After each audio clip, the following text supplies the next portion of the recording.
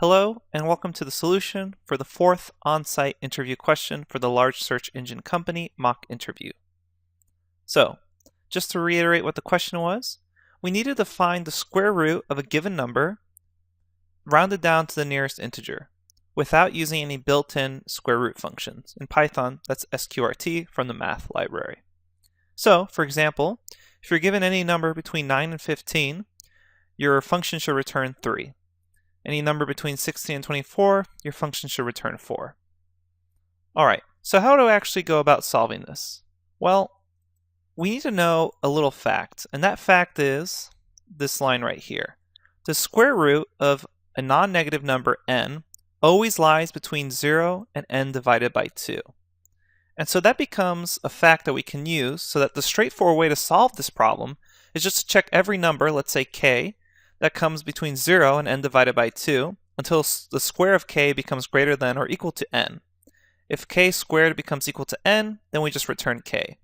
Otherwise, we return k minus 1 because we're rounding down.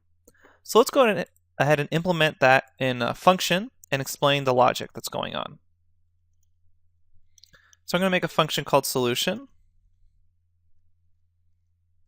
And I'm going to say, if num is less than 0, then we have issues with trying to take the square root of a negative number. We're not worried about imaginary numbers in this case, so I'm just going to say value error. So return some sort of exception there. After that, I'm going to check if my number is 1. In that case, I know just to return 1. Square root of 1 is 1.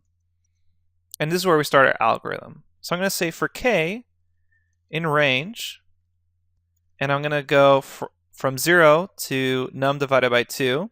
Since indexing starts at 0, I'm going to say num divided by 2 plus 1 to do this in Python. And then I'm going to say if k squared is equal to num, return k. And then I can say else if k squared is greater than num, then return k minus 1. And then return k. Okay, so that was actually pretty straightforward. We're just going through and checking every number k between 0 and n divided by 2, squaring that k value until it becomes greater than or equal to the n we're checking. And then if k squared becomes equal to n, then we just return k. Otherwise, since we're rounding down, we're going to return k minus 1. Alright, so we can go ahead and check that out. Solution, put in a number, let's say 14, and we get 3. And that makes sense. If we keep going to 15, we should still get 3. And then finally at 16, we should break that barrier and go to 4, since 4 times 4 is 16. The complexity of this approach is O(n).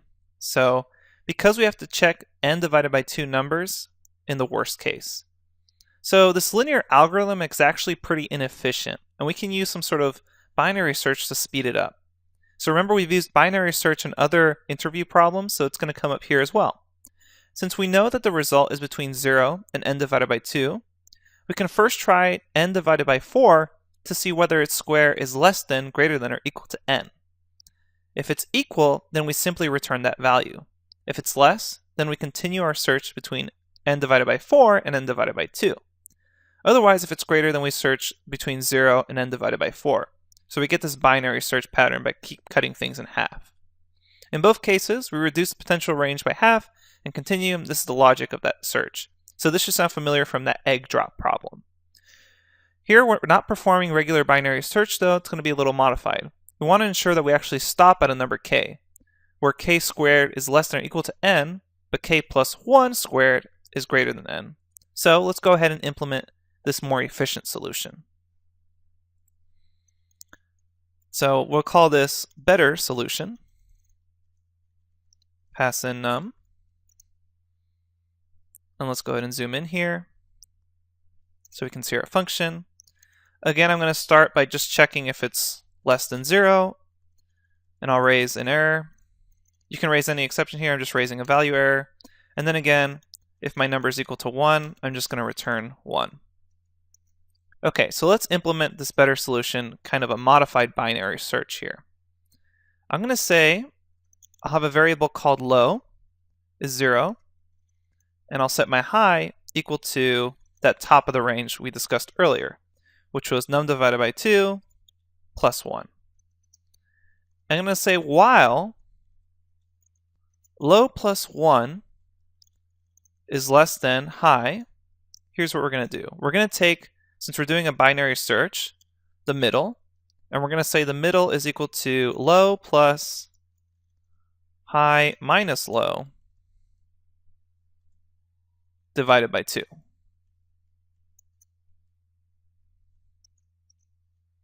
Then I'm going to say square is equal to that middle number squared.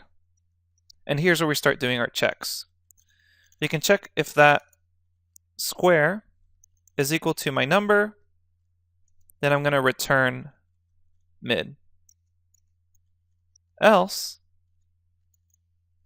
if my square is less than num,